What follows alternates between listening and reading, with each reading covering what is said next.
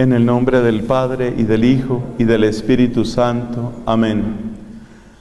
Dios te salve María, llena eres de gracia, el Señor es contigo.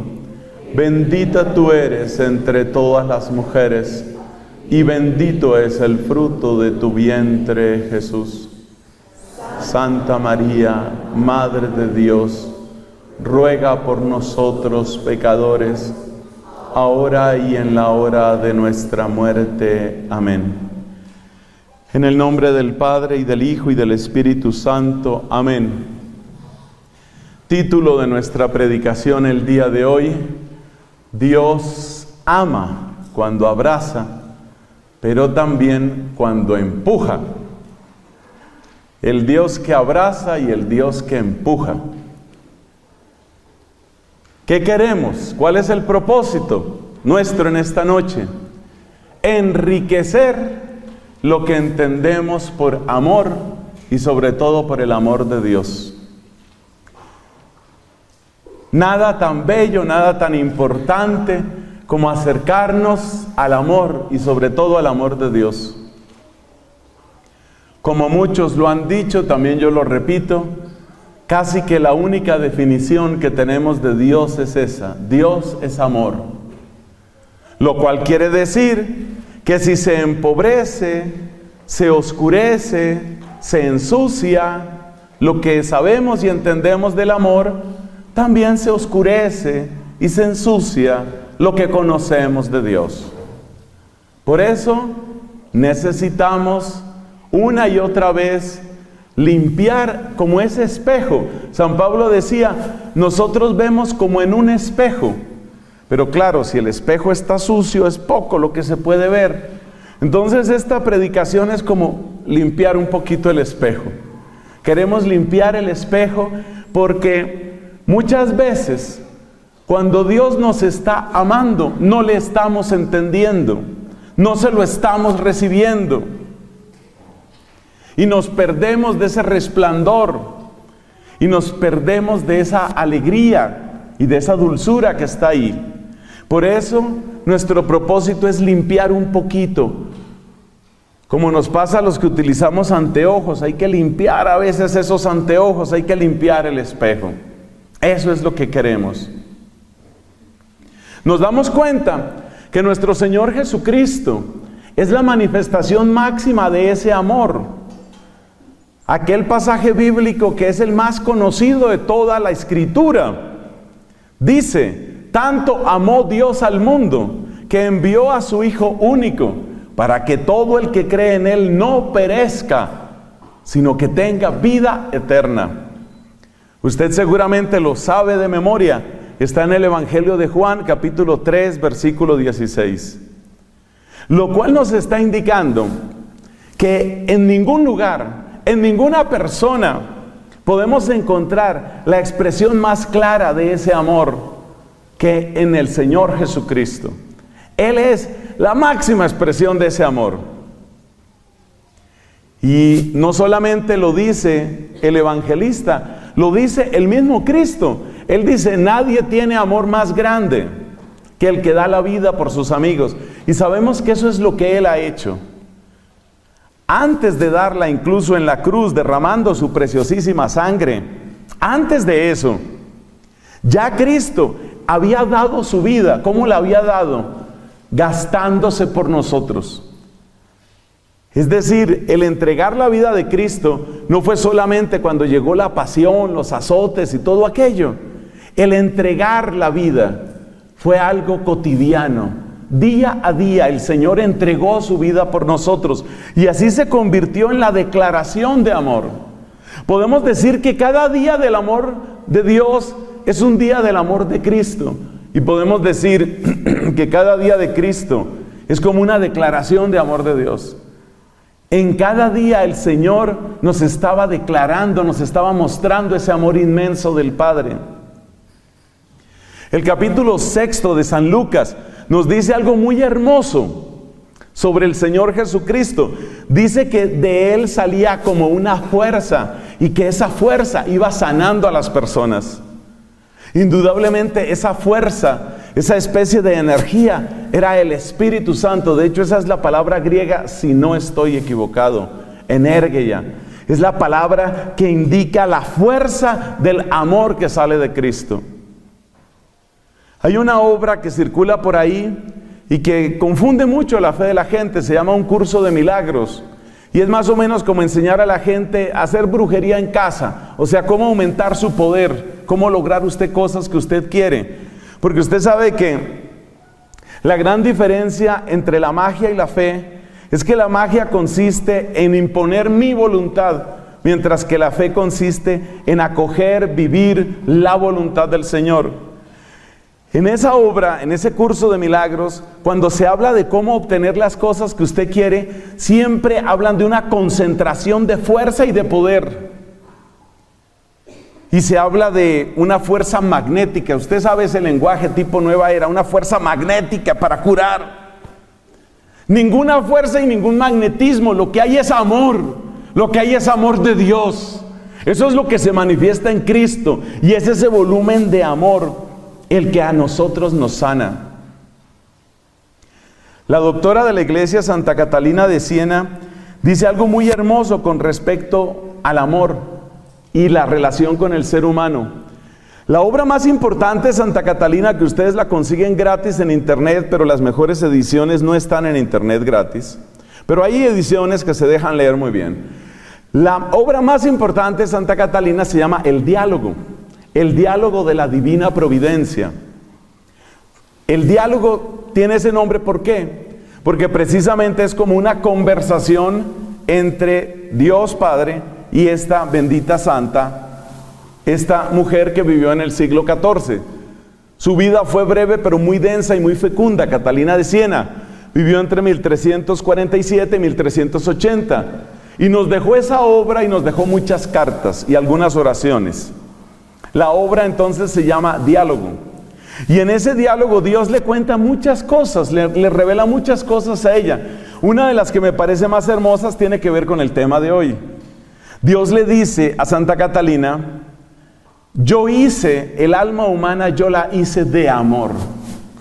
El material, entre comillas material, el material del alma humana es el amor, es el amor.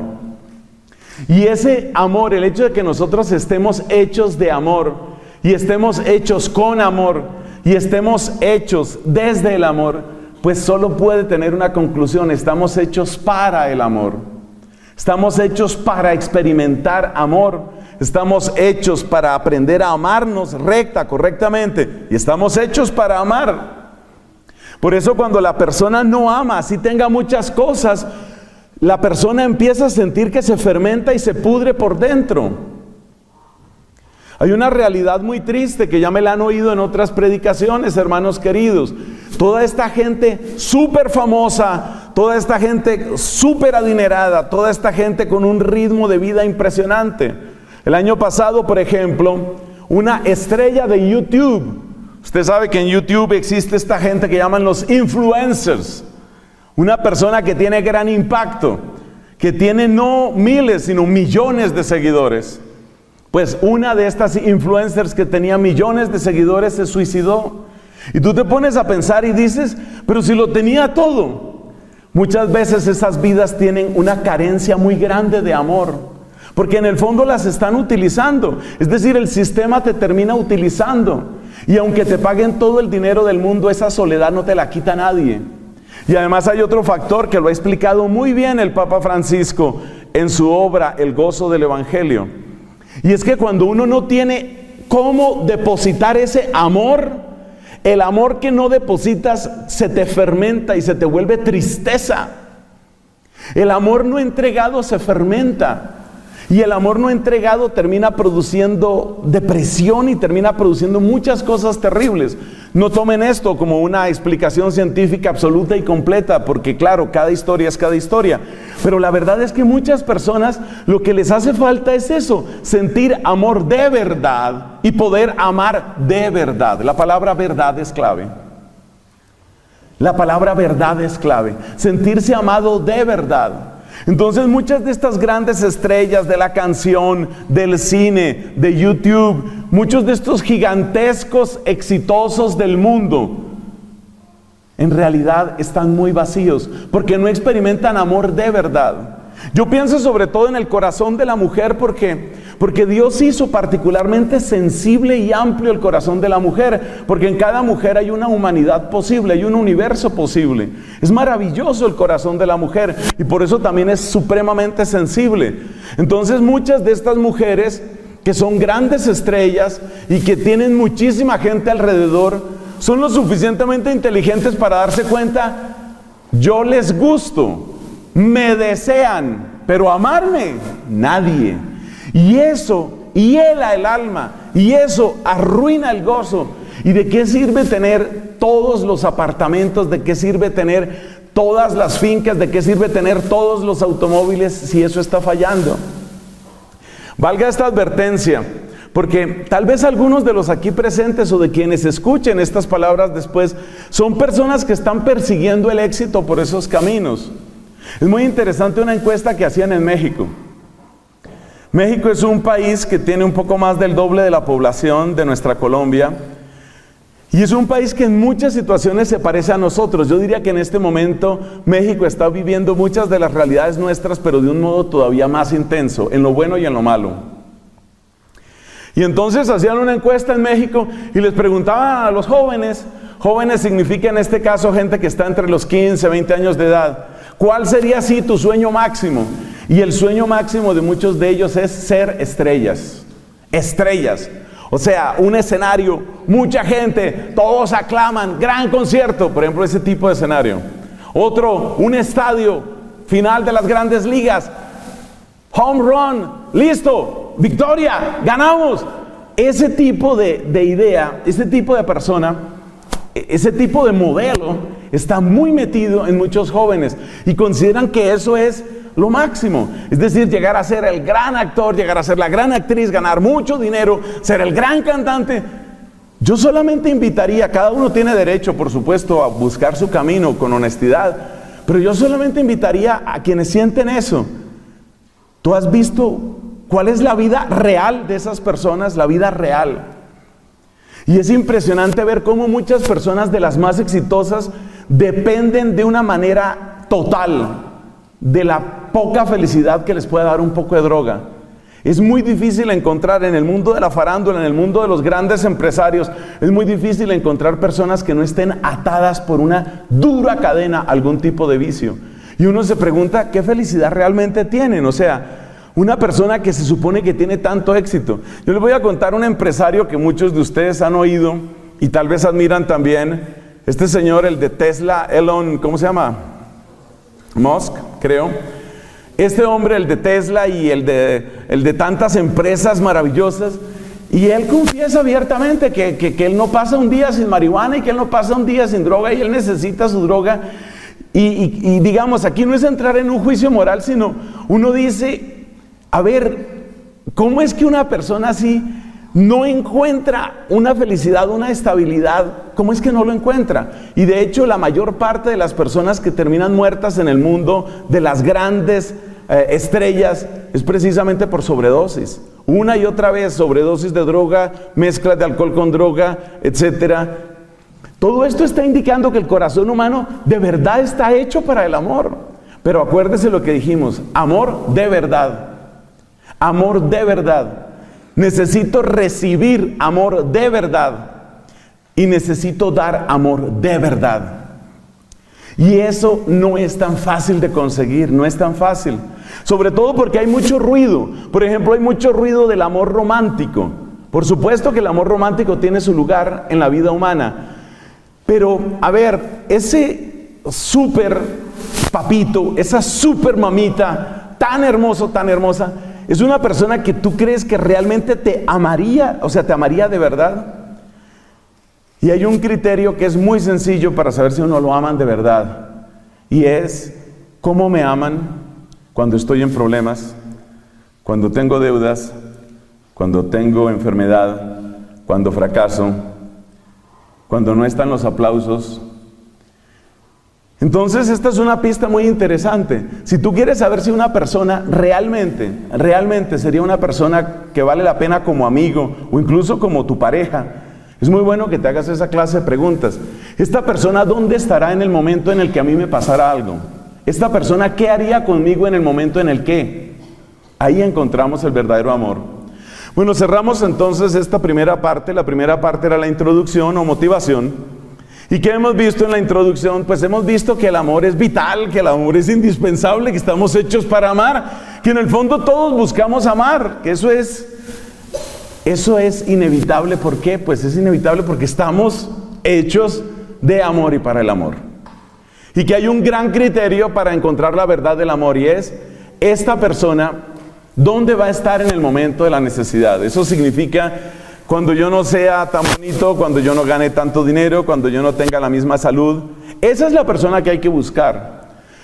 Lo que sucede es que con tanta inyección que nos han metido de amor romántico y de las superestrellas que son súper bonitas, pero el problema es que muchas de esas superestrellas además son súper egoístas y entonces en realidad solo están pensando en sí mismos. Yo me acuerdo del testimonio que leía de un periodista que estuvo casado con una ex reina de belleza.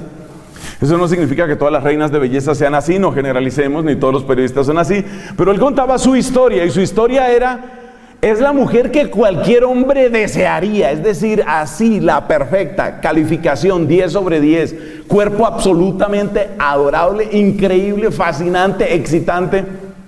Pero él decía, mi vida con ella fue un desastre. Bueno, también estaría desquitándose el hombre, ¿no? Eso también tiene un poquito de despecho. Pero él decía, mi vida fue un desastre, decía, porque ella realmente todo el tiempo pensaba en ella.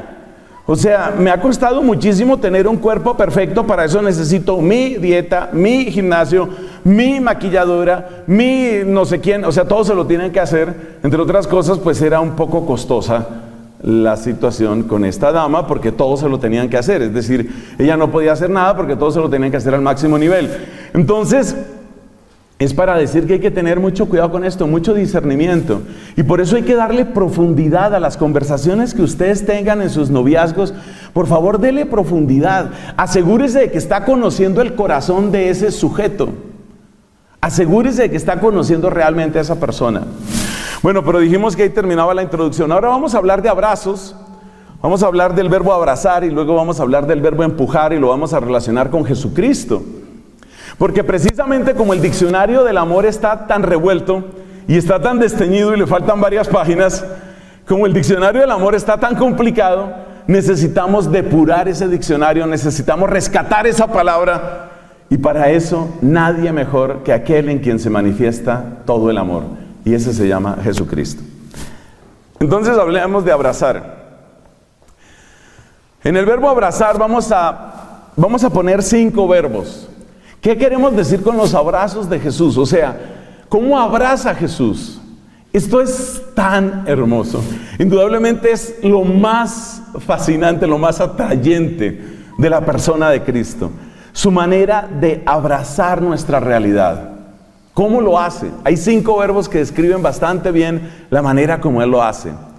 Primero, verbo que le fascina a Francisco, nuestro Papa Francisco: acoger. Le digo los 5 mejor, los 5 verbos: acoger, sanar, liberar, consolar, perdonar.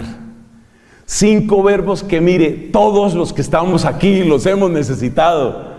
Todos hemos necesitado eso: acoger, sanar, liberar, consolar, perdonar.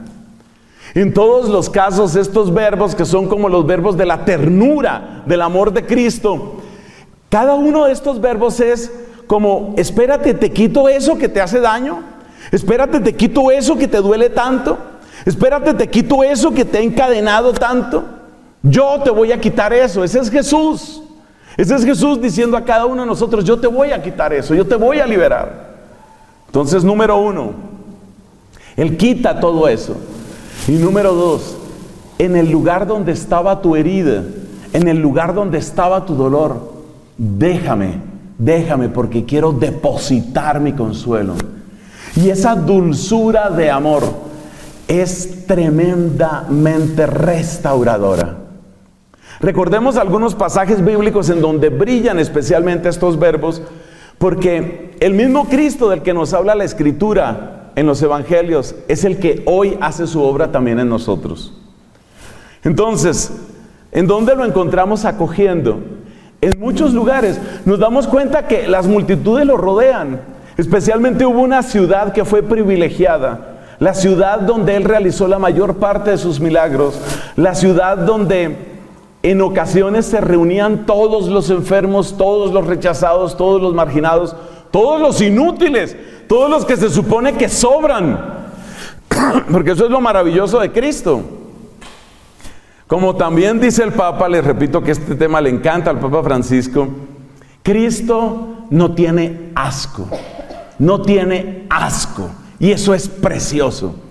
Porque cuando uno se siente sucio, cuando uno se siente incoherente, cuando uno se siente traidor, cuando uno se siente insuficiente, cuando uno se siente agobiado por las mentiras que ha dicho, por las faltas, por los remordimientos, porque alguien en algún momento te hizo ver, oiga, usted me quedó mal. Y aunque tú te defendiste, seguramente sientes en tu corazón, sí, yo fallo. Y fallo bastante. Yo fallo bastante. Entonces, esa persona, cuando estamos en esa situación que somos todos, en ese momento uno se autoexcluye. Uno siente, no, yo realmente no merezco. Yo realmente no merezco. Y es hermosísimo ese verbo acoger. Ese Cristo sin asco. Ese Cristo que se deja encontrar por los leprosos, que se deja encontrar por los pecadores. Ese Cristo que se deja invitar a la casa. O que se hace invitar incluso a la casa. Qué impresionante lo que nos cuenta el capítulo 19 de San Lucas. Había un hombre llamado Zaqueo, eso se escribe con Z. Un hombre llamado Zaqueo. Él era publicano, de esas personas que servían al Imperio Romano. Una persona que estaba al servicio del país invasor, del imperio invasor. Una persona que le había hecho daño a mucha gente. Él tenía que insistir, él tenía que saber, así tratara de decirse mentiras, él tenía que saber que la gente lo odiaba. O sea, él iba por la calle y se daba cuenta, porque los ojos hablan mucho, él se daba cuenta que la gente lo detestaba y con toda razón, porque el tipo no solo era un explotador miserable, sino que trabajaba para el enemigo. Pero este Zaqueo, ese es el que se sube, él era de baja estatura, se sube a un árbol, ve pasar a Jesús y Jesús ve a este hombre encaramado en ese árbol y eso le llama la atención y se cruzan los ojos de Jesús y de Zaqueo y Jesús pronuncia estas palabras: baja porque tengo que quedarme en tu casa. Es tan hermoso eso, que Cristo para acogerlo se deja acoger.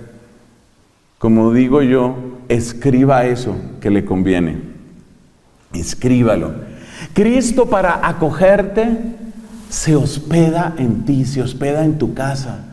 En el fondo Cristo lo que te está diciendo es eso: no me saques de tu música, no me saques de tu descanso. ¿Por qué me vas a sacar de tus conversaciones? ¿Por qué te avergüenzas de mí cuando estás con tus amigos? No me saques de tu vida, no me saques de tu cuarto, de tu alcoba, no me saques. Cristo acoge. Y muchas veces acoge, como en el ejemplo de Zaqueo, dejándose hospedar, dejándose acoger. No contento con eso, Jesucristo dice, ya le llegaba bastante gente, y Él agrega, vengan, o sea, como si ya no tuviera bastante gente. Acuérdense que los evangelios dicen en cierto momento, eran tantos los que se agolpaban que prácticamente lo asfixiaban, lo aplastaban. Cuando aquel pasaje de la mujer que se acercó para tocar su manto, la mujer que padecía un flujo de sangre que no lograba controlar con nada y los médicos no le servían, esta mujer se acercó para tocar a Cristo, Cristo se dio cuenta que algo había sucedido y entonces dice Cristo, ¿quién me ha tocado? Y fíjate la frase de los apóstoles, estás viendo que te aprietan por todas partes, ese es Jesús. La gente se lanza sobre Él, la gente lo rodea, la gente lo asfixia, la gente lo exprime. Y Él, insaciable en el amor, insaciable en su necesidad, si puedo hablar así, de amarnos, no solo tiene toda esa gente, sino que llama más gente. Y entonces dice, vengan más. A mí eso me conmueve, claro, a mí eso me conmueve. Uno está tan lejos de esta manera de amar de Cristo, pero a uno también le pasan cosas así, pequeñitas. Muchas veces en las misiones, sobre todo cuando se aglomera mucha gente, las personas lo rodean a uno, y ahora pues desde que alguien se inventó el cuento ese de los selfies, ese es el peor invento, creo yo, que se ha hecho. Porque entonces la gente quiere tomarse fotos y por supuesto uno está así bien agotado, ojeroso, sudado, extenuado, y entonces un selfie, sí, tome su selfie. Menos mal no había selfies en la época de Jesucristo, pero la gente lo agobiaba, la gente lo rodeaba. ¿Y qué dice Jesús? ¿Qué dice? Vengan más, vengan más. Eso es lo que Catalina describe como hambre de almas. Vengan más, quiero más. Y Papá Dios le dice a Catalina que así quiere que sean los misioneros y sobre todo nosotros los sacerdotes, que seamos insaciables. Vengan más, necesitamos más. Entonces ese es el verbo acoger. El verbo sanar está obvio. El verbo sanar es increíble. Es decir, la gente muchas veces queda completamente asombrada del poder de Cristo. Por ejemplo, allá en Marcos 8, la gente dice, oye, un gran profeta. Nunca habíamos visto algo así. Todo lo ha hecho bien. Todo lo hace bien. Hace hablar a los mudos, hace oír a los sordos. Todo lo ha hecho bien. O sea, Jesús tiene un recorrido precioso de amor para tantas personas. Y eso tenemos que aplicarlo también nosotros. Precisamente su manera de acoger y su manera de sanar son como una invitación para que no escondamos nuestras llagas. Es como si Jesús nos dijera, mira, yo sé lo que tú tienes, o sea, ¿para qué lo escondes? ¿Para qué? O sea, ¿cuál es el propósito? ¿Cuál es el punto de tratar de esconder qué? Yo ya lo sé.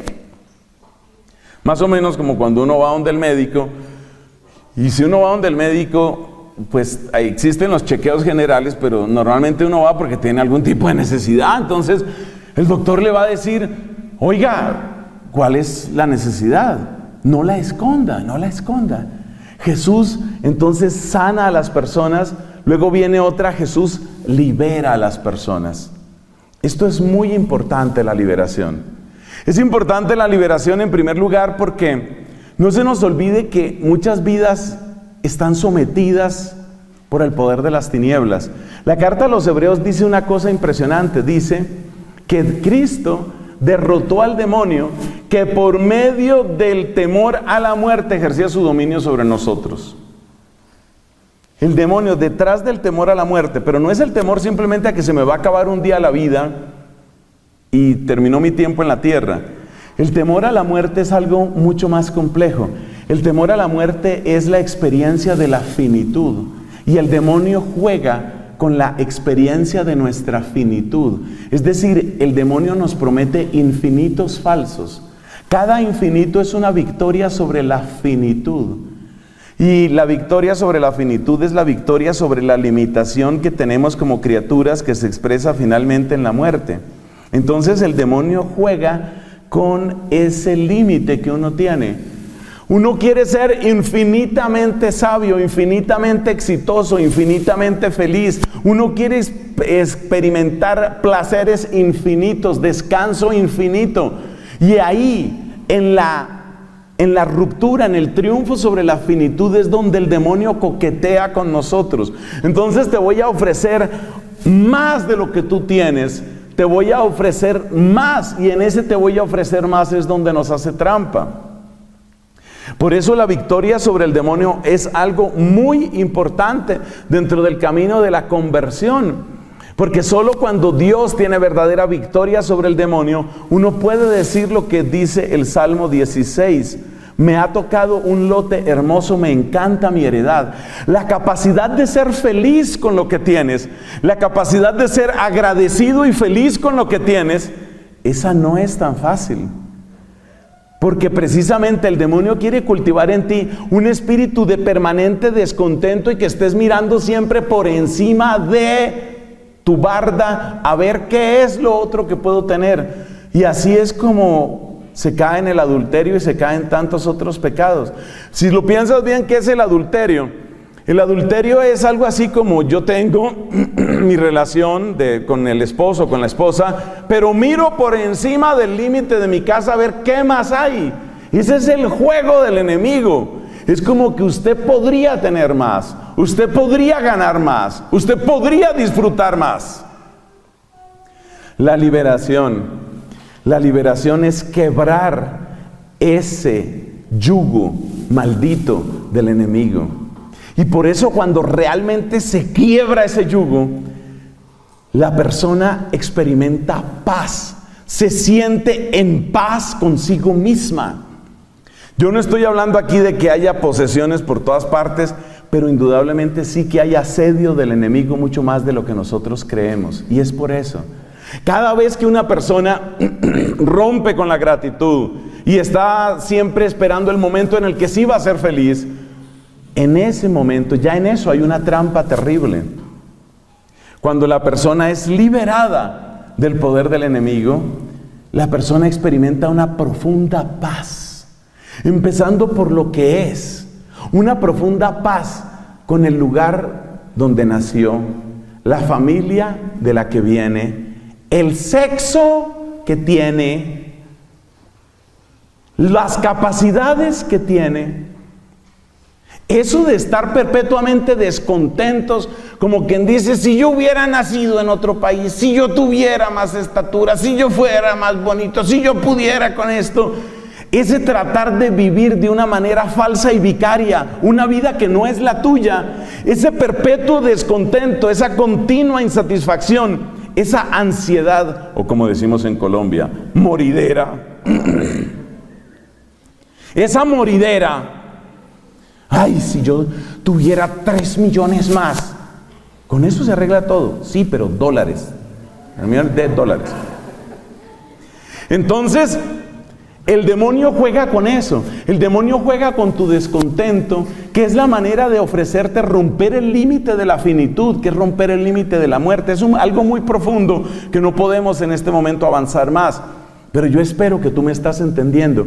Entonces, cuando llega esa acción de Jesucristo, y la acción de Jesucristo libera a la persona experimenta una profunda paz que está expresada en ese hermoso salmo. Me encanta mi heredad, me ha tocado un lote hermoso, me encanta mi heredad. Imagínate cómo sería el mundo si ese esposo se siente feliz y agradecido con esa esposa, en vez de estar mirando tanta mujer interesante, tanta mujer bonita aquí por todas partes, y yo aquí.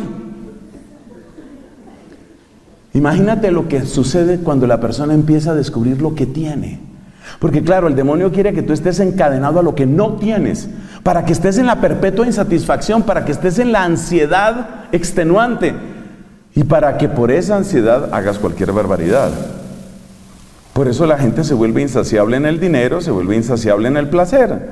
Necesito más, necesito más, necesito más. Entonces, una cosa maravillosa que hace el Señor Jesucristo es liberar de eso. Y esa paz profunda es como cuando se acaba el capataz que lo estaba explotando a uno. La Biblia tiene una expresión mejor: se acaba el faraón. O sea, el Señor Jesucristo quiebra el cetro del faraón, quiebra su poder, quiebra sus manipulaciones, sus mentiras. Hay un retiro espiritual que dio unas religiosas en España, está ahí en mi canal en YouTube, que es todo sobre este tema. Cómo lo que hace Dios en el Éxodo es precisamente quebrar toda la mentira del faraón. Porque tipo astuto, tipo marrullero ese faraón. Y cómo Dios quiebra todo ese dominio del faraón y entonces libera. Y la persona que se siente liberada es como si se le cayera un velo. La persona dice, pero ¿yo qué estaba haciendo? Algunos de ustedes estoy seguro de que lo han experimentado, por ejemplo, en un retiro espiritual. Y para mí eso es de lo más bello, sobre todo en la familia, sobre todo en la pareja. Eso es demasiado hermoso. Yo le pido a Dios que cada uno de los que ha celebrado ese hermoso sacramento del matrimonio reciba una luz, no solo de esta predicación, sino del Señor Jesucristo, para que se sienta realmente feliz de lo que tiene. No espere a que se le muera la mujer para decir, sí, era buena. No. Este es el momento de apreciarla, este es el momento de valorarla, este es el momento de decirle las cosas hermosas, valiosas. Ahora hay que decirlo. Pero ¿qué pasa? Que si usted está atrapado por la estrategia del demonio, que es atraparlo en la insatisfacción, si usted está atrapado en la insatisfacción, entonces nada le basta. No le basta lo que está ganando, no le basta el esposo que tiene, no le bastan los hijos que tiene. Entonces usted empieza a vivir en clave de amargura y en clave de insatisfacción, y es esa gente a la que todo le hiede y nada le huele. Por favor, jóvenes, permítanme con cariño, así de amigo a amigo, permítame que le diga, a usted le puede estar pasando exactamente lo mismo. Usted no valora, usted tal vez no está valorando los papás que tiene, muy probablemente no los está valorando. Y yo me doy cuenta de eso porque en una misión que tuve en otra ciudad, me invitaron, es solo un ejemplo, me invitaron papá, mamá y estaban con 3 hijos. Y bueno, nos sentamos, un almuerzo agradable, fuimos a un lugar también agradable, por allá en una plaza de comidas, había una cosita rica, bueno, todos ahí. Y me di cuenta, terminó el almuerzo, que no era de lujo, pero vamos a decir que sí era un poquito más costoso que el promedio. Yo me quedé mirando a los hijos, ni uno solo dio las gracias, ni uno solo. O sea, es como si dijeran, a mí todo me lo deben. O sea, ya nací, ahora me debe. O sea, hay gente que nace de una vez con nota débito, nota crédito. Ellos nacen y ya todo se les debe. Y es eso. Y mucho muchacho, mucho niño, mucho joven no se da cuenta de que el demonio está jugando con él de esa manera. A mí todo me lo deben, todo. Y usted tiene que hacer esto, y usted tiene que hacer esto. Y todo el mundo tiene, y usted, y bueno, y a usted muchacho, ¿a usted qué le toca hacer? Exigir, gritar y estar cabreado todo el tiempo. Eso es lo que me toca a mí. Todo eso tiene que ver con la liberación. ¿Por qué insisto en esto? Porque hay mucha gente que cree que el tema de la liberación nada más son los exorcismos y nada más son las que llamamos oraciones de liberación. No, señor. Uno tiene que ser liberado del faraón. Y ser liberado del faraón es que uno empiece a vivir la lógica de la gratuidad, la lógica del agradecimiento.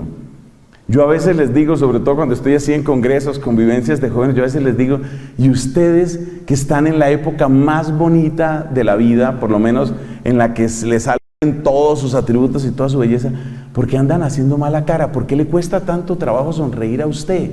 O sea, ¿qué es la amargura que usted tiene? ¿Y sabe cuál es la amargura? La amargura es esta trampa del demonio, que lo hace sentir insatisfecho. ¿Por qué? Porque yo debería tener otra casa, yo debería tener otro papá, y yo debería tener otra mamá. ¿Y cómo debería ser su papá? No sé, pero no como este. Otro, como sea. Entonces, liberación. Liberación es que se le acabe a usted ese faraón, se le acabe a usted ese capataz, y usted empiece a vivir una lógica diferente, que es la lógica de la gratuidad, que es la lógica del agradecimiento, que es la lógica del construyamos. Eso no significa que usted tenga que ser la fotocopia de nadie. Eso también se lo digo yo todo el tiempo a los jóvenes. Usted no tiene que ser ni la prolongación ni la fotocopia ni de su papá ni de su mamá. Obviamente usted es usted. Pero el hecho de que usted sea distinto no quiere decir que usted sea enemigo, hermano. Usted tiene derecho a ser distinto, pero no tiene derecho a ser enemigo. Entonces, empiece a construir. Eso se logra cuando hay liberación. Por eso es muy importante, y hay muchos que están promoviendo, yo soy uno de ellos. Es muy importante volver a estas oraciones de victoria sobre el demonio. Ustedes se conocen la oración esta de San Miguel, yo creo que muchos la conocen. Esa oración y otras, esas oraciones, eso hay que hacerlo, eso es verdad. Eso hay que hacerlo. Y hay todo un movimiento muy bonito en la iglesia que está pidiendo que se restaure lo que había en una época en la iglesia. Después de cada Eucaristía se le decía al sacerdote, ojalá con la asamblea, digan la oración de San Miguel. Ustedes me conocen, no se trata de obsesionarnos con el demonio ni de ver el demonio en todo, pero uno no puede ser tonto. Tanta amargura en la que vivimos no es propia de los hijos de Dios, eso no es propio. Pasamos al cuarto, estamos terminando la parte de los abrazos. El consolar. Consolar, eso es increíble. Eso es... Bueno, todo esto es increíble. Es increíble cómo lo logra Jesucristo. Mire, hay tantas palabras de Cristo que son tan bellas, tantas palabras. Sobre todo cuando Cristo nos revela nuestra dignidad. Nuestra dignidad. Porque ¿cómo te trata el mundo? Acuérdate que son 3 los enemigos del alma: mundo, demonio y carne. ¿El mundo cómo te trata? El mundo te trata como que tú fueras un engranaje, como que tú fueras un piñón dentro de una máquina que produce dinero. La mayor parte de la gente que trabaja, muchos de ustedes trabajan, muchos de ustedes están empleados, bendito sea Dios por el trabajo que tienen, pero seamos sinceros, muchas veces la manera como tratan a la gente en el trabajo es: usted es un piñón y usted tiene que rotar a la velocidad que sea y a la velocidad que se le pida, y aquí tiene que ir saliendo la platica y tiene que verse los resultados. Y si usted no produce lo que se supone que tiene que producir, entonces ahí le caemos. Entonces, como decía un filósofo ruso de finales del siglo XIX, el capitalismo es otra vez la esclavitud, pero ahora no se le ve la cara al amo. Tiene algo de razón, no todo, pero tiene algo de razón. Entonces, el mundo te trata como si fueras eso, como si fueras un engranaje. Como si fueras un engranaje. Y ya vimos cómo te trata el demonio. El demonio te trata como si fueras un condenado ya. Es decir, usted no tiene nada. Usted no agradezca. Usted está desterrado. Usted no tiene derecho. Acuérdese que la palabra Satanás significa el acusador. El acusador. Entonces el demonio está en ese oficio. Y por eso el libro del Apocalipsis canta la gran liberación del acusador. Dios nos libera del acusador. Se ha precipitado el acusador de nuestros hermanos, el que los acusaba día y noche. Entonces, ¿cómo te trata el mundo? Como si fueras un engranaje en una máquina. ¿Cómo te trata el demonio? Como si fueras un condenado. ¿Y cómo te trata la carne? La carne te trata siempre desde la insuficiencia. Es como: deme más, deme más, deme más, más, quiero más. Ustedes conocen esos niños así súper consentidos que no hay manera que estén contentos nunca. Esa es la carne. La carne nos trata de esa manera, como siempre exigiendo más y exigiendo más y exigiendo más. Entonces, cuando uno ha estado, que yo creo que eso nos ha pasado a muchos, cuando uno ha estado bajo estos tres pésimos opresores, demonio, mundo y carne, llega Jesús y te empieza a revelar quién eres tú. Y llega Jesús y te dice, ora conmigo, Padre nuestro, eres hijo. Eso fue de lo más maravilloso en el Imperio Romano. Ustedes saben que en el Imperio Romano las estadísticas de los historiadores varían. Algunos decían que un 50%, los más exagerados dicen que hasta un 90% de la población en el Imperio Romano eran esclavos. Pero en todo caso parece muy probable que más de la mitad de las personas estaban en régimen de esclavitud. Y el cristianismo se propagó en el Imperio Romano en primer lugar entre la población de los esclavos. Es que es apenas natural. El esclavo era tratado como una cosa. No siempre eran maltratados. Los esclavos no eran maltratados. Eran tratados como ganado. Eran tratados como cosas que se cuidan, pero solo en función de que sigan produciendo su resultado. Una cosa. Como el que cuida, qué sé yo, al perro para que siga cuidando bien la casa. Más o menos eso. Pero los esclavos, cuando en ese mundo del Imperio Romano empieza a aparecer, esta predicación cristiana, se fue regando entre ellos, porque eran las personas que no valían nada. Y el mensaje del cristianismo es algo tan precioso, es algo tan bello, porque te estoy diciendo que eres hijo. Eres hijo. Y dice San Pablo, y si eres hijo, eres coheredero. Y entonces vienen las promesas de Dios, y viene el consuelo. Entonces Dios piensa en mí. O sea, yo sí valgo para Él de verdad. Gálatas capítulo 2. Hay que volver una y otra vez a ese texto de San Pablo. Él me amó y se entregó por mí. Hay que volver a eso. O sea, tú imagínate el día que tú te lo creas, porque tú me lo puedes oír, pero imagínate el día que te lo creas. Me amó y se entregó por mí. Me amó. Entonces, eso se va depositando como un consuelo profundo. Porque entonces ya no valgo por los millones que produzca, ya no valgo porque puedo satisfacer a otros, ya no valgo porque tengo muchísimo. Yo valgo porque soy precioso ante Dios, porque realmente me ama. Y esa sensación interna de valor da tanta estabilidad que además despeja la mirada. Porque los grandes errores afectivos que la gente comete, ¿por qué es? Por tratar de conseguir amor como sea. Pero la persona que se siente amada, es más, se siente súper amada por Dios. Una persona que se siente súper amada, no se regala fácilmente, no se vende fácilmente, no se profana fácilmente. Entonces, eso lo da Cristo, ese es el consuelo que da Cristo. Y por supuesto, la última palabrita, la palabra del perdón. Esas palabras de Jesús Ese es el alivio de alivios, porque el perdón quiere decir, está abierto el camino entre el Dios Altísimo y tú. O sea, el perdón no es simplemente yo te quito una mancha. Esa es un poco la interpretación protestante de la justificación. Como el que quita una mancha, como el que declara que no importa la mancha. No, el perdón es camino abierto, camino abierto. El camino está abierto entre el Dios Altísimo y tú. Y esa sensación de camino abierto, ese sentir una nueva y liberadora desnudez ante Dios. Usted sabe que cuando pecaron Adán y Eva, lo primero que hicieron fue tratar ahí como de taparse. No supieron ni hacer la ropita. Por eso Dios les hizo ropa. Ellos primero se hicieron una ropa con unas hojas mal cosidas. Seguramente las cosió Adán. Con unas hojas mal cosidas. Y a Dios le dio pesar. Dígame si ese no es mucha ternura del Señor. Es que eso es demasiado grande. Oiga, estos se pusieron esa ropa porque les daba pena que Dios los viera y además sentían vergüenza el uno del otro. Tú no puedes conocer mi realidad. Eso es lo que significa el tema ese de la desnudez, ¿no? Tú no puedes conocer mi realidad. Yo tengo que estarme escondiendo de ti. Fíjate que la persona que tiene algo que esconder también tiene un miedo. Y el que tiene miedo siempre es esclavo. ¿Qué tal que esto se sepa? No, eso no se puede saber. Eso no se puede saber por ningún motivo. Entonces la persona que se esconde tiene miedo y el que tiene miedo es esclavo. El que tiene miedo es esclavo. Por eso dice Jesús, la verdad os hará libres. Entonces Adán y Eva hacen ahí sus ropitas, ahí con unas hojitas. Y Dios entonces dice, mire, hagamos una cosa. Boten las puercas hojas esas. Yo les doy más bien otros vestidos. Y Dios ya sin sacarlos todavía del paraíso les da los primeros vestidos, que son hechos de piel. Una traducción dice unas pellizas, un vestidito como de cuero. O sea, por lo menos, si se van a vestir, vístanse decente, caray. Si se van a vestir, vístanse decente.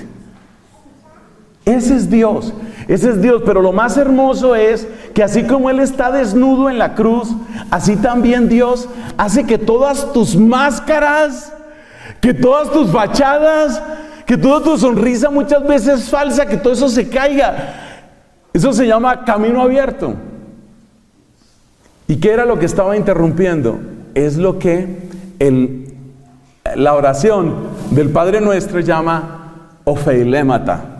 Ay, sobre eso hay unas predicaciones que ustedes deberían oír. Ofeilémata. Ofeilémata quiere decir los obstáculos. Los obstáculos. Entonces, cuando tú, por ejemplo, hay algo que no le puedes decir por ningún motivo. No, mi mamá no se puede enterar de esto. Cuidado, se entera mi mamá de esto. Quiere decir que entre tu mamá y tú hay un ofeilémata. O unos ofeilémata. Ofeilémata es una palabra en plural. Entonces, ofeilémata, ¿qué es? Los obstáculos que no te dejan ser tú verdaderamente. Ofeilémata es todo eso que hace que tú finalmente pongas una fachada, todo eso que tú bloquees, todo eso que hace que tú te escondas.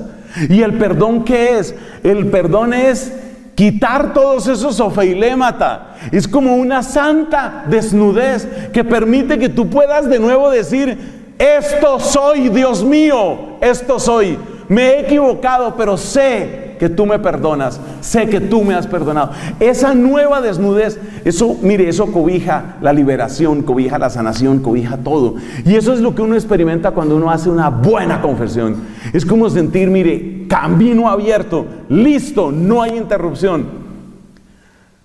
Si usted le hizo un préstamo a su papá, en un momento de necesidad económica extrema, usted le hizo un préstamo a su papá y usted nunca le pudo pagar el préstamo al papá, y usted vuelve a estar en otra situación económica compleja y le toca volver donde el mismo papá, porque no tiene dos papás, ni hay más quien le preste, y tiene que volver donde el mismo papá, volver a pedirle plata, pero usted nunca pagó lo otro y nunca aclaró lo otro y nunca se supo qué había pasado con ese préstamo, y usted tenía una esperanza estúpida de que a él se le iba a olvidar, pero por supuesto a él nunca se le olvida. Y usted tiene que llegar otra vez donde el papá y tiene que hacer así como cara de que, y otra vez tengo problema y no he pagado lo otro, pero entonces tampoco puedo pagar esto, pero en todo caso ayúdeme. Esa sensación es súper incómoda. Y esa es la manera como uno vive cuando uno está en pecado, es como eso. Y por eso cuando tú estás en pecado tú puedes orar, y yo también. Cuando uno está en pecado uno ora. Uno ora y entonces uno le dice al Señor, Señor, ayúdame, o sea, no dejes por favor que esto suceda, no puedo perder esa casita, me van a quitarla, el banco se va a quedar con la hipoteca, se va a quedar con todo, por favor, Señor, ayúdame. Pero al mismo tiempo tú estás hablando, pero tus palabras te salen así frenadas, porque tú sientes que hay un obstáculo. Entonces el perdón, ¿qué es? Se acabaron los obstáculos. No hay obstáculos. Tú puedes hablar como un verdadero hijo. No tienes que esconderte nunca, nunca más. No tienes que esconderte. Puedes hablar con todos tus derechos, con toda la alegría, con toda la confianza. Acuérdate lo del hijo pródigo. Pónganle el vestido, pónganle el anillo, como quien dice, tiene todos los derechos. Aquí regresó el que es. Hermanos, todo esto es hermosísimo. Todo esto son los abrazos de Jesús. Abrazos de Jesús, que significa que Él acoge, que Él sana, que Él libera, que Él consuela, que Él perdona. Esto hay que experimentarlo. Esto hay que pedirle a Dios que le permita a uno experimentarlo. Señor, de verdad, ahora que terminemos la predicación, vamos a hacer una pequeña oración, porque tal vez muchos no han experimentado esto. Muchos no han conocido esto y no hay nada más liberador que eso. El día que se le caen a uno las máscaras, el día que se le caen a uno las fachadas. Acuérdate de aquella mujer samaritana, la del capítulo 4 de San Juan.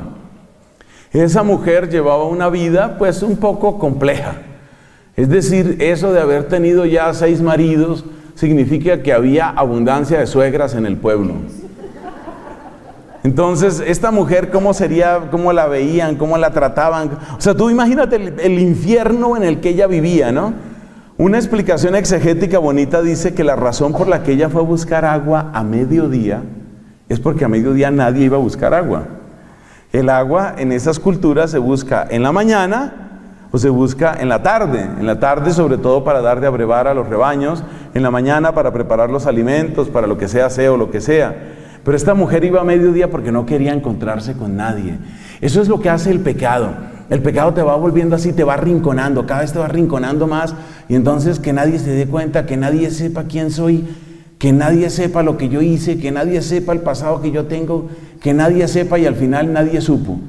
Pero ¿cuál es el problema de eso?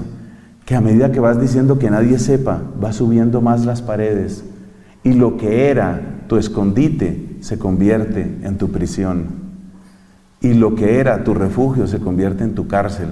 Y el día que se cierra esa cárcel arriba se convierte en tu tumba.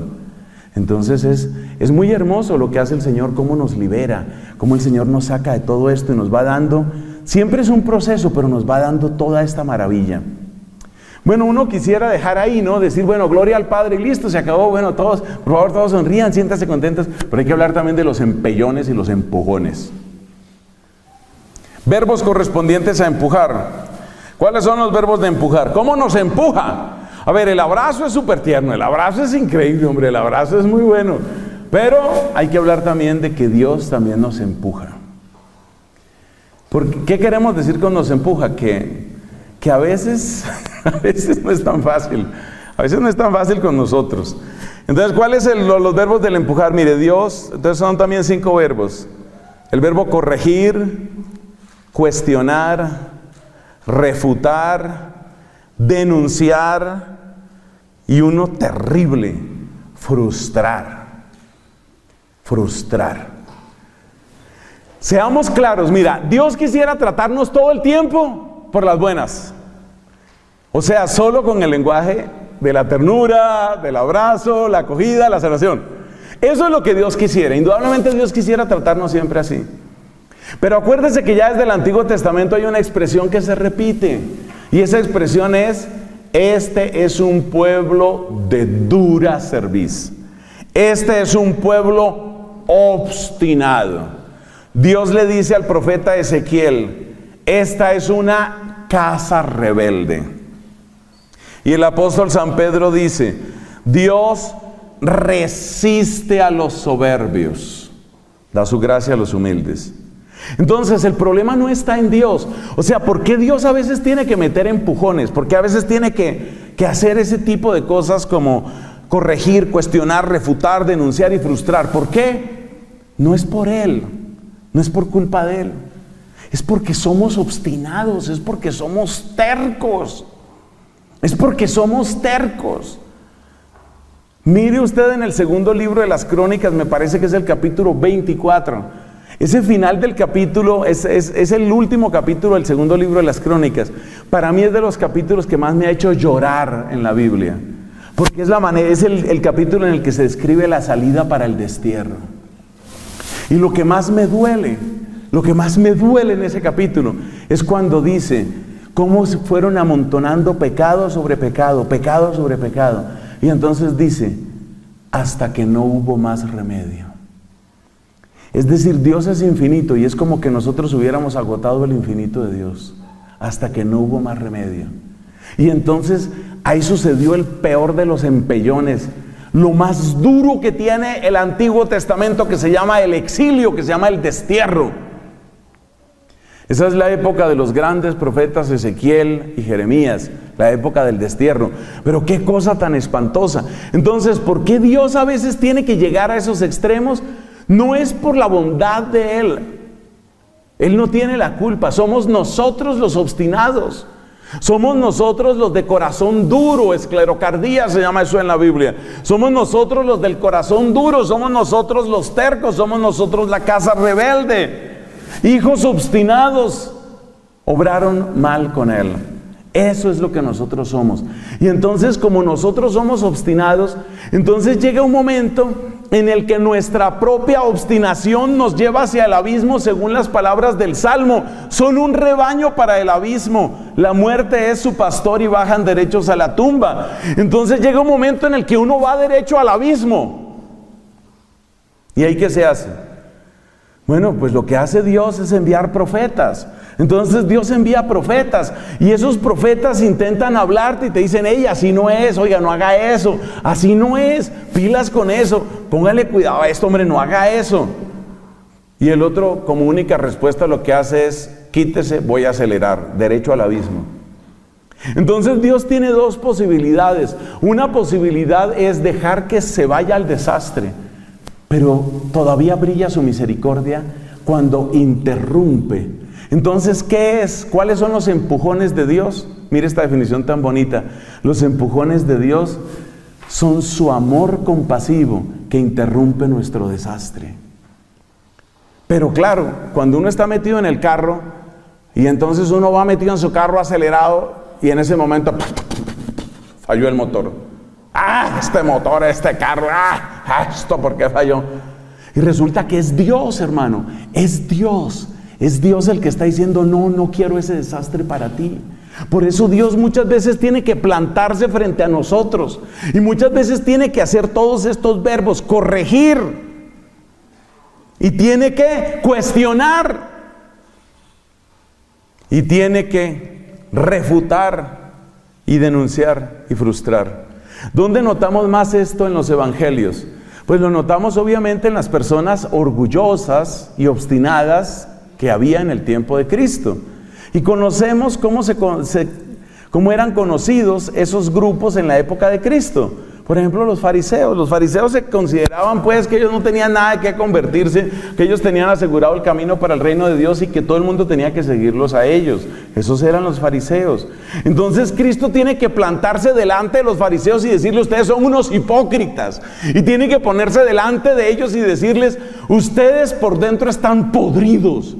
Pero como son sepulcros a los que se les echó cal por encima, la gente pasa por encima de ustedes y no se da cuenta la podredumbre que tienen adentro. Lo que yo quiero destacar con esto, mis hermanos, es que el mismo amor que le lleva a Jesús a abrazar con esa ternura a los niños, el mismo amor que le lleva a decirle a la adúltera, yo tampoco te condeno, el mismo amor que le lleva a decirle a la hemorroísa, tu fe te ha salvado, el mismo amor con el que Cristo habla del pastor que va a buscar la oveja perdida, ese mismo amor es el que le lleva a Cristo a decir hipócrita. Es el mismo amor. Y por eso te dije al principio, vamos a ampliar nuestra definición de amor, porque tal vez uno quiere solo el amor ese de la primera parte, ¿no? O sea, a mí que solo me traten con cariño y con caricia y con aplauso y con elogio, porque si no, están interrumpiendo el libre desarrollo de la personalidad. Y además, si usted me contradice, me ofende. Acuérdate que estamos en la época en la que pretenden que uno no puede contradecir a nadie. Porque apenas usted contradice, ya tienen una pistola cargada con una serie de palabras que son las famosas palabras dragón. Caso típico, la palabra homófobo, ¿no? No, yo no estoy de acuerdo con eso. ¿No está de acuerdo? ¿En serio no está de acuerdo? ¿De verdad no está de acuerdo? Permítame. Homófobo. ¡Homófobo! ¡Inquisidor! La gente no discute, acusa, dispara.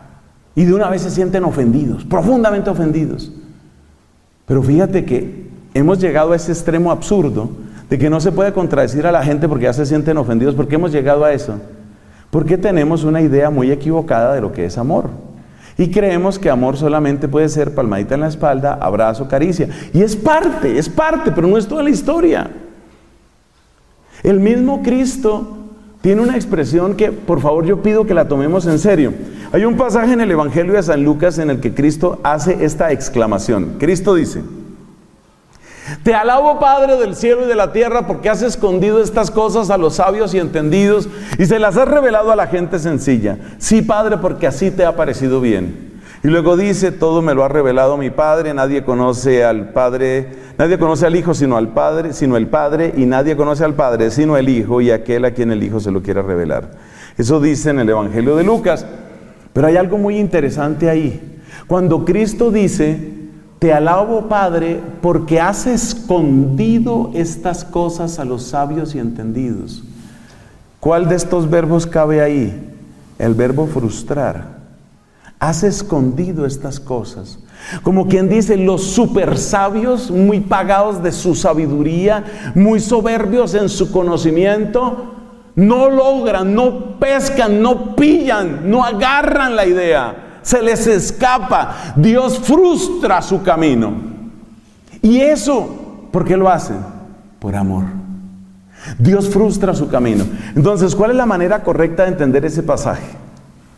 Dice: Te alabo, Padre, porque has escondido estas cosas a los sabios y entendidos. Ese es un primer motivo de alabanza. Segundo motivo: se las has revelado a la gente sencilla.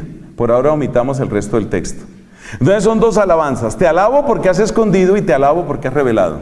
Ojo con eso. Te alabo porque has escondido y te alabo porque has revelado.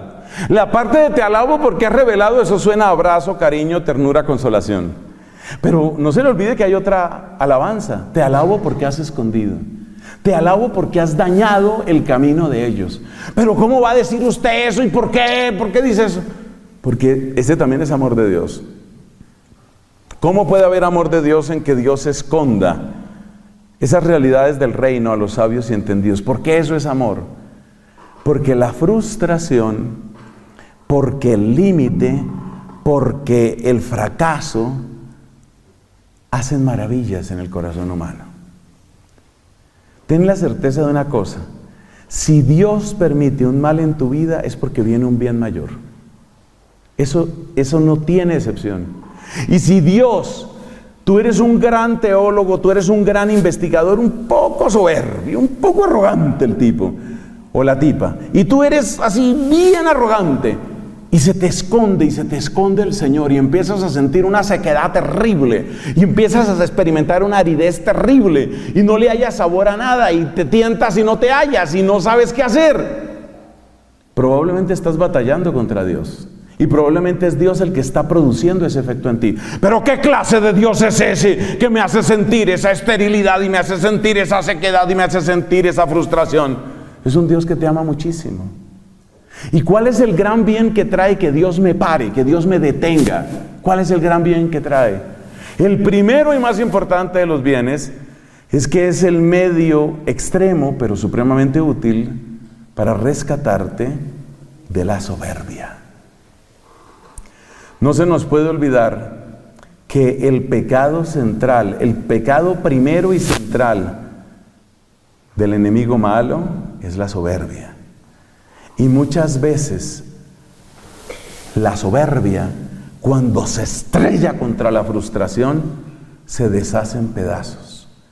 Y esa soberbia deshecha en pedazos, esas grietas que se abren cuando se rompe la soberbia, son lugar para que entre un poquito de luz y un poquito de aire. Acuérdate lo que dice el Salmo 51. Un corazón quebrantado y humillado, tú no lo desprecias. Bonito lo del humillado, pero ojo, corazón quebrantado, tiene que quebrarse. Y a veces Dios tiene que quebrar nuestros planes. Y a veces uno se pregunta, ¿y esto por qué no me funciona? Tal vez sería bonito que tomáramos una actitud un poco más sabia, más reposada, una actitud más serena, una actitud como para decir, tal vez el Señor me quiere enseñar algo con esto. Y por eso es muy importante, cuando las cosas no te salgan bien, es muy importante hacerse esta pregunta. Señor, ¿será que me quieres enseñar algo con esto? ¿Hay algo de lo que me perdí? ¿Hay algo que no he aprendido? ¿Hay algo que debo aprender en este momento? Y ese es un buen momento también para preguntarse uno por dentro, yo cómo tomé estas decisiones, yo cómo llegué a esto. Porque a veces uno va tomando una decisión tras otra, porque uno se va impulsando. Y aquí conectamos con algo que decíamos hace unos cuantos minutos. Acuérdate que el enemigo aprovecha esa sensación de permanente frustración tuya y de insatisfacción y mantenerte siempre insatisfecho para llevarte por un camino. Entonces yo he visto gente que tiene un buen empleo y empiezan a prometerle otro empleo y vas a ganar más y mucho más. O sea, lo que no vas a poder es ni dormir, ni comer, ni tener familia, pero tendrás tiempo suficiente para firmar el seguro de vida. Y entonces la persona se va metiendo por ese camino desastroso y a veces no le preguntamos a Dios de las decisiones que estamos tomando. Entonces a veces es necesario parar y a veces el pare es que tú te preguntas, yo como papá, ¿cómo pude hacer esto? ¿En qué fallé como papá? ¿En qué fallé como mamá? Es duro, es muy duro, muy duro, y muchas veces tiene muchas lágrimas y muchas veces uno tarda en entender, pero hay algo que te puedo asegurar: si tú tomas la actitud justa, el Señor vendrá muy pronto, pero muy pronto en tu auxilio. Tenemos que aprender del segundo libro de Samuel, aquella historia, segundo libro de Samuel capítulo 11, donde está la historia del pecado de David. Esa historia es impresionante. David era el rey, era el hombre poderoso, era el que gobernaba pues en todo Israel y todo Judá. Y ustedes saben lo que pasó. Él se fijó en una mujer y entonces tuvo relaciones con ella. La mujer quedó embarazada y él, tratando de tapar su crimen, llega incluso a asesinar al esposo de esa mujer, que además era un hombre absolutamente admirable llamado Urías. O sea, David cometió muchísimos pecados de traición, de adulterio, de mentira, de abuso de poder, prevaricato, asesinato. Las cometió todas. Realmente él fue entrando en una pendiente de pecado terrible. Pero Dios le mandó una persona, un profeta llamado Natán. Y es impresionante en ese texto que les he mencionado, es impresionante en ese texto cómo Natán denuncia a David su pecado. Es impresionante cómo Natán le muestra, es uno de los verbos que tenemos aquí, no el verbo denunciar, le muestra el pecado a David. Mire lo que usted ha hecho. Y entonces, cuando David se da cuenta que toda su inmundicia está ante los ojos de Dios, dice: he pecado contra el Señor. David suelta esa frase.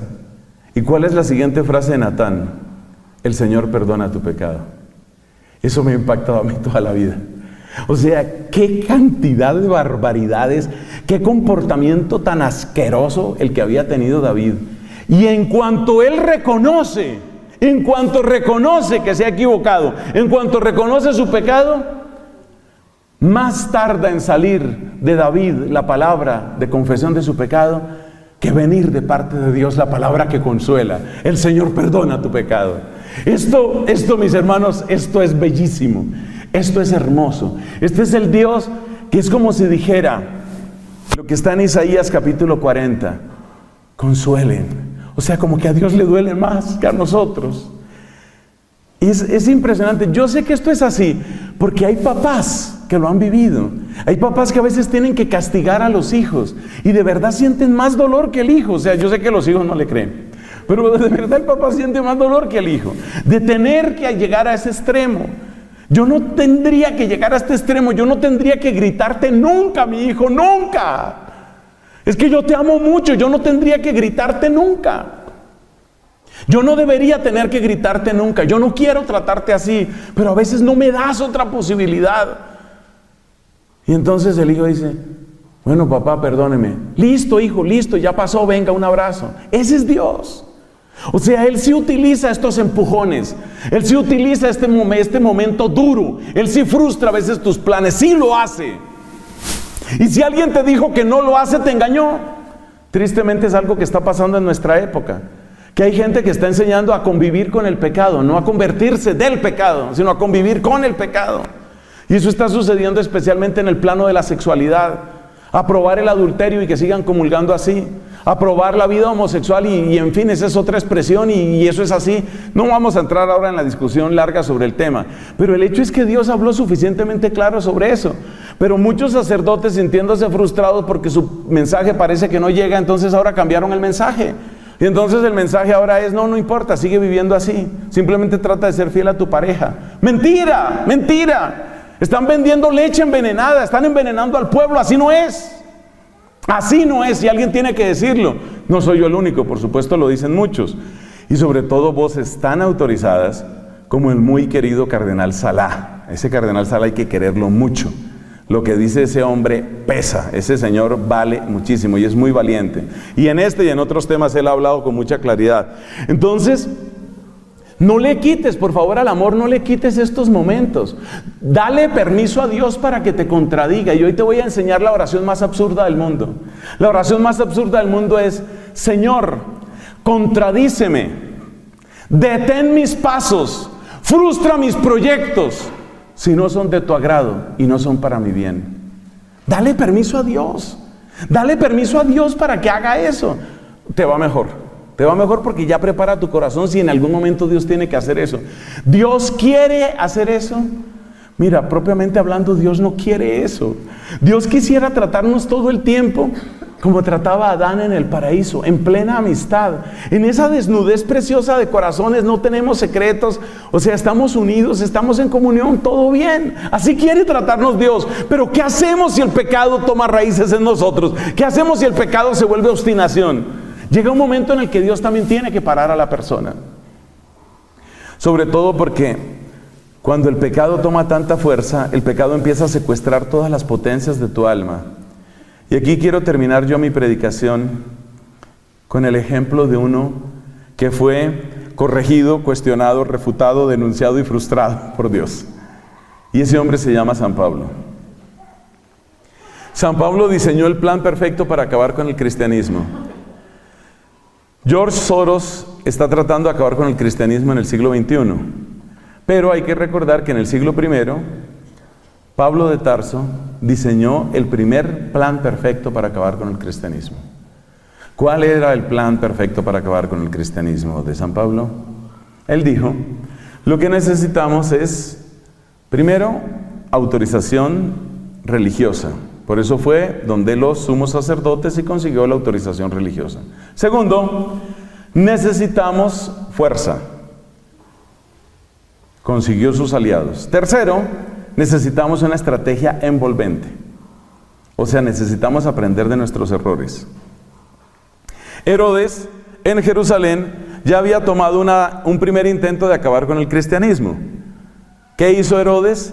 Herodes lo que hizo fue decapitar al apóstol Santiago y hacer una persecución bárbara en Jerusalén. ¿Qué hicieron los cristianos? Se fueron de Jerusalén. ¿Y qué dice el libro de los Hechos de los Apóstoles? Que mientras se iban, seguían predicando y se seguía expandiendo lo que aquella gente veía como una infección. Entonces Pablo analizó el fracaso de Herodes y dijo, lo de Herodes no funciona. Porque si nosotros golpeamos en Jerusalén, lo que pasa es que esta gente se riega y lo que hace es infectar de cristianismo otros sitios. Entonces así no funciona. Necesitamos una estrategia envolvente. Entonces el querido Pablo de Tarso, que en ese momento, según sus propias palabras, respiraba amenazas contra el cristianismo, el querido Pablo de Tarso entonces dijo, vamos a hacer la cosa de otra manera. Y la manera como la vamos a hacer es nosotros, a ver, ¿hasta dónde llegó el tumor? Porque él miraba el cristianismo como un tumor. ¿Hasta dónde llegó el tumor? Las noticias más alejadas. ¿Cuál es el sitio más alejado que ya está infectado? Eso es como cuando tristemente Dios nos libre, una persona tiene gangrena. ¿Hasta dónde llega la gangrena?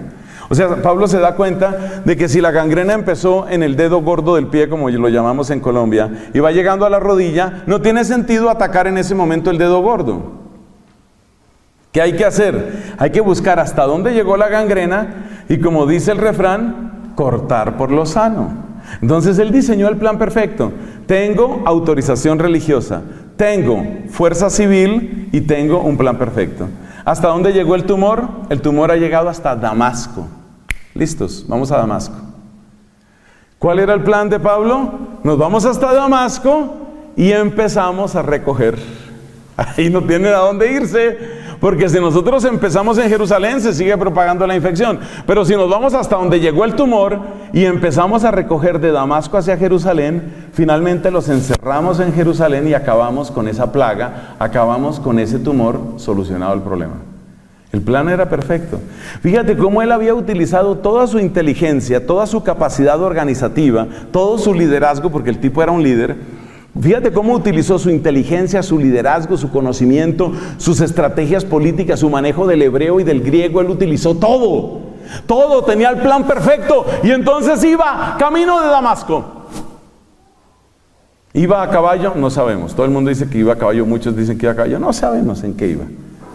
Pero supongamos que iba a caballo. Él iba pues a caballo, que no era tan raro, que no era tan frecuente para los judíos. Pero supongamos iba a caballo.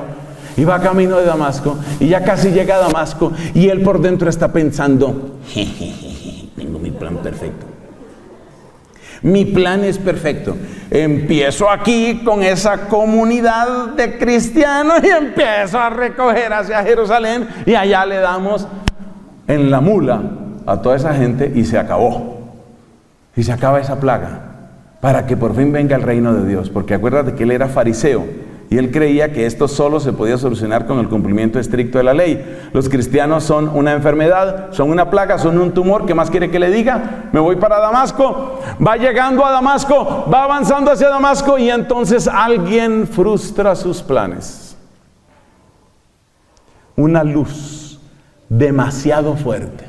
Pablo se consideraba un iluminado, pero la luz de Cristo era mucho mayor. Una luz demasiado fuerte, una luz que lo tumba si iba en el caballo, lo arroja al suelo si iba a pie, una luz que lo derriba, una luz que lo frustra. Eso tiene que hacer a veces Dios con nosotros, tiene que hacer lo que hizo con Pablo, lo derribó y quedó perplejo porque esa luz agobiaba sus ojos, esa luz sobrepasaba su mente, esa luz tenía poder sobre su cuerpo y él lo único que atina a pensar y a decir es, ¿quién eres, Señor?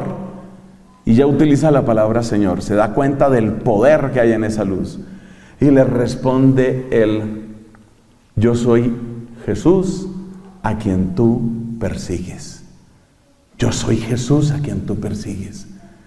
Tú me persigues para acabarme, yo te persigo para salvarte.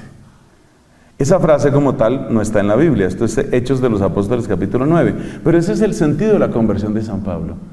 Tú me persigues para matarme y yo te persigo para darte vida. Y lo derriba, y lo frustra, lo empujó. Bendito empujón, bendito empujón. Por eso es tan importante darle permiso a Dios, empújame, empújame. Empújame, Señor, en el momento en el que veas que es necesario. Permiso te doy, Señor. Te doy permiso. Frustra mis planes. Detén mis pasos. No permitas que me equivoque. No permitas, Señor. Yo creo tanto en tu amor. Señor, yo creo tanto, pero tanto en tu amor, que sé que si yo me salgo de ese amor, el que sale perdiendo soy yo, Señor. Por eso, si yo me voy a salir, deténme. Deténme, párame. Como decía hermosamente un obispo en unas confirmaciones aquí en la capilla de nuestro convento, ustedes se han dado cuenta que el báculo de los obispos, imagen de la vara que utilizan los pastores, tiene una curvita, ¿no? Esa curvita es muy alta y no es para sostener el brazo, o sea, no tiene el papel de sostener el brazo. ¿Esa curva para qué es? para agarrar del cuello a la oveja que se va. Venga para acá, ¿usted dónde cree que va? Para atajar. Entonces hay que hacer la oración del ataje. Atájame, atájame, Señor. Por supuesto, me voy a sentir un poco asfixiado, me voy a sentir un poco incómodo, me voy a sentir un poco mal. Tal vez rezongue. Sobre esto tiene un sermón precioso San Agustín, el famoso sermón sobre los pastores de San Agustín, que es una belleza. Cómo la oveja muchas veces se queja cuando la detienen. Déjeme, déjeme, déjeme. Yo quiero ir allá, yo quiero. Pero Dios es más obstinado. O sea, el resumen de esta segunda y última parte, ¿cuál es? A veces somos obstinados en el pecado, pero Dios es más obstinado en amarnos.